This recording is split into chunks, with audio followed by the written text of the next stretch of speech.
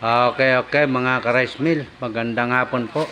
Ang oras po natin ay ganap na po ikatatlo ng hapon.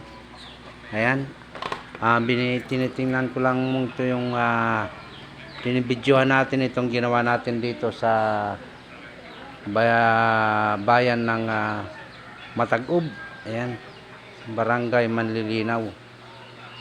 So okay na. Tapos na, naka-floating design pa rin. Ayan. Okay, ayan. So wala nang hagdanan kasi dati nang may hagdanan siya rito. So in-improve na lang natin. Okay na. Ayan po yung ating tinarabaho ngayon. Ayan yung ating palay cleaner.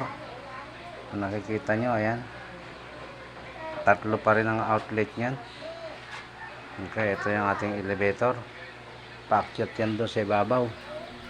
Ayun doon sa ibabaw. Okay, bago pupunta rito yan sa Taki type na gilingan niya. Nilagyan din natin siya ng pickup blower. Okay. Ayan po. Ang dati pa rin yung ating rice shifter ay pang long distance yan. Ayan, pang diinan. Mahaba po yan, mahaba. Okay po. Ayan po, dito lamang po tayo. Ang makina nga po pala nito ay single piston. Ayan, oh. Dati na itong gilingan, so pina-upgrade lang sa atin, humingi lang ng tulong. Ayan, kaya tinulungan natin siya. Okay po. Okay. Bago tayo magwakas mga ka-rice mill, shout out muna tayo. Shout out po kay Sir Lucilo Misiona. Ayan po, dyan yan sa Sibilia Ball. Okay, kay Early Roldan Di Guzman, kapatid ko po yan, nandyan yan sa Cabanatuan, Nueva Ecija, Bungabong Nueva Ecija. Kay Jubin Madia Rodelas, shout out po. Kay Tom J. Vera, sa ano po yan, sa Tunga.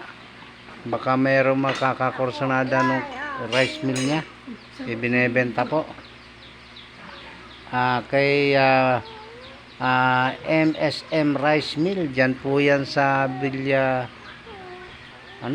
saan na ba yun? Kasilion. Okay.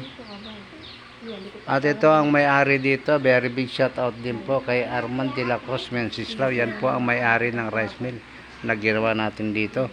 Very big shout out po, at hindi natin nakakalimutan kay Sir Alwino Daga. May-ari yan ng lupa na ating tinutuluyan dyan sa Santa Pilete. Hanggang dito na lamang po, at maraming salamat po. Maraming salamat po.